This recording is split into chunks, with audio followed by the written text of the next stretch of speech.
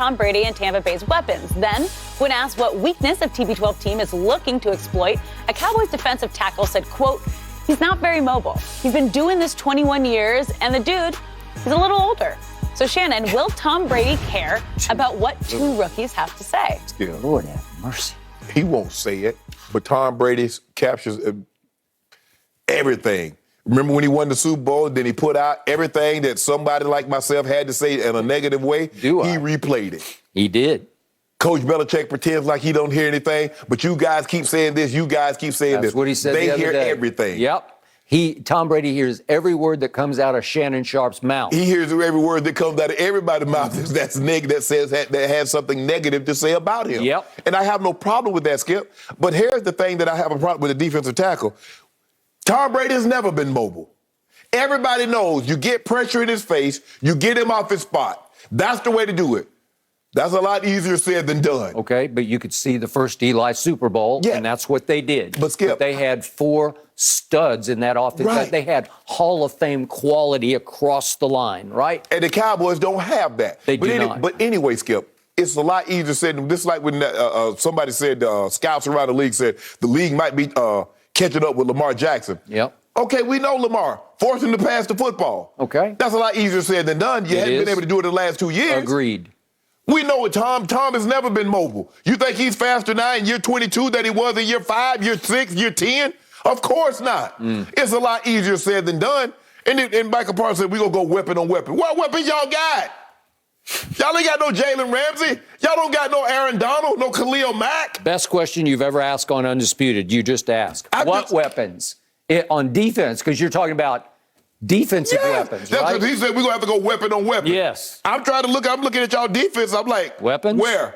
Who? Doing what? See who outlasts the other weapon? Really? Which? But Skip, Micah could be a weapon, playing his first game as a rookie. I know you're not surprised by this. You know why? Because they get it from their owner. Because all he does is talk. All this team does is talk. And somehow they think you can talk your way to a championship. You think you're being on Hard Knocks and everybody, you doing all this and that keying. Yep. You don't win like that. Guess what? All Tampa do, 100% vaccinated, staff, players, everybody. Yep. Anyway, all they do is keep their head down. They do. They don't up, say a word. Ears open. Yep. Go play. Yep. That's all they do. All they did all last year. Somehow a guy I've never heard of is talking about, oh, Tom Brady, he's gotten a little older. Okay, we're going to see.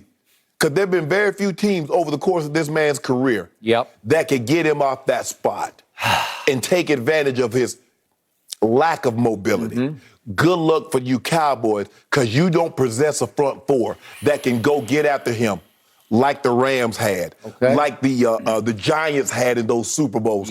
That the Ravens, when they played them in the playoffs. You got to have 4 without sacrificing your back end. We're going to see all this talking. Remember what T. Sizzle used to do to Tom Brady? Yes. You got to. Had Haloti Ngata collapse in the pocket from the inside. We're going to see. Cowboys, y'all doing a lot of talking, but I'm not surprised. Okay. I am surprised. Why? I'm going to blame the coaching staff for this, because these kids are just being full of themselves kids, and they're caught up in Hard Knocks, and we're Dallas Cowboys, and we play for America's team, and we can say whatever the hell we want to say because we can back it up. Okay. They've done nothing. Nothing. Except appear on Hard Knocks. Okay, this was the time for the coaching staff to head this off at the pass. Preemptive strike here to call the team together. This is Mike McCarthy telling the team, we know he can't motivate them for a preseason game, but you need to explain, we're about to play the greatest quarterback ever. And his psyche is such that it's like Michael Jordan's psyche. He's looking for the littlest tidbit to fuel his fire. And it doesn't look like he has a lot of fire in him until you get in the middle of a Super Bowl when Psycho Tom comes out and he's screaming in the face and pointing in the face of Tyrann Mathieu. Remember that? Yeah. The back and forth. It was like, what are you doing? Right. He was furious. I didn't even know what was said. Michael Irvin said he heard the actual audio of it, and it didn't go over the edge. But you know how Tom gets. He just goes a little nuts because he is a competitive you-know-what. Right. And remember, he went down and lit up Honey Badger with AB on the little route in the Right. end zone because I'm going to get you. Right. I'm going to get back Because I at you. think Honey Badger made a play on the play He before did, he and said, did. don't try me. No, I don't no. know why you tried. And Tom Brady called the play and said, look, I want you to go right. You started, I'm going to finish Right. it. And he went and finished it. You need to explain to the kids that you do not tug on this Superman's Right. cape because he may not look like Superman and he may seem like he's 44 years of Right. age. And when you watch him on social media, he seems like the lame, cliched, goofy, Yeah.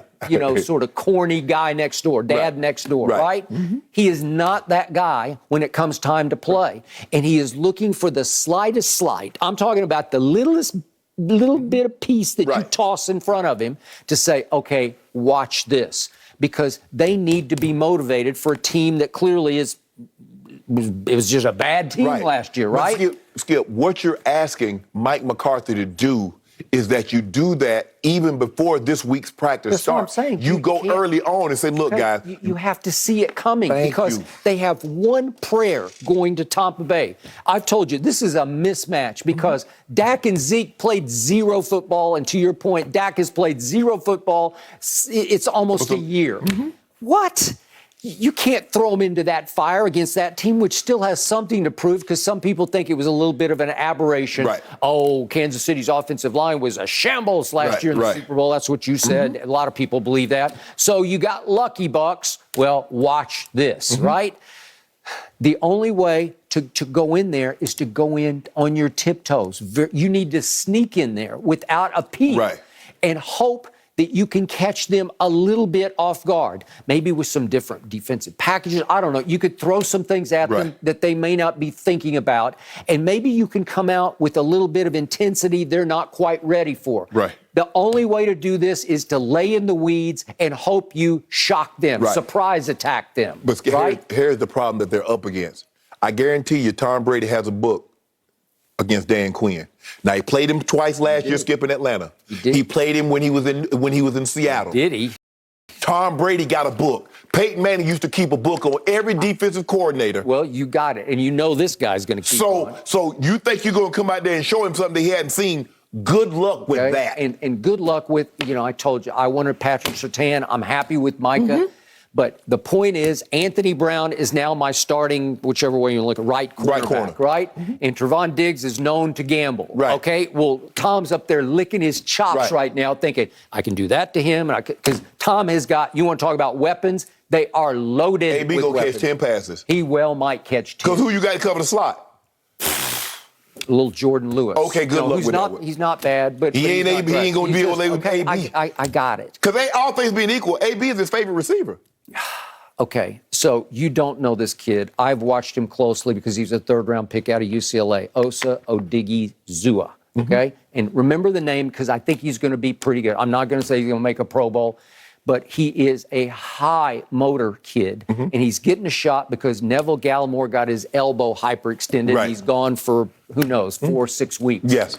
Okay, that was the only injury they suffered in the preseason, mainly because they played next to nobody. They didn't play nobody in the preseason except against the Rams in a joint practice scrimmage that you can kind of control. So all of a sudden, the third rounder, Osa, gets a shot, and he is one of those. He's got a little slither to him inside, a little Russell Maryland, but he is high motor, high energy, and he's just disruptive in the middle of the defense. Would need to be. He does it on energy and emotion, and all of a sudden, he just blurts out about Tom Brady, any weakness you see? Well, this is like, careful. This is where the coach should have headed it off the pass by saying, hey, you guys, don't take the bait. Right. The reporter is going to ask you questions. Just don't take the bait. Don't just take the high road. Sometimes you know when you can say something and you know when not to say something.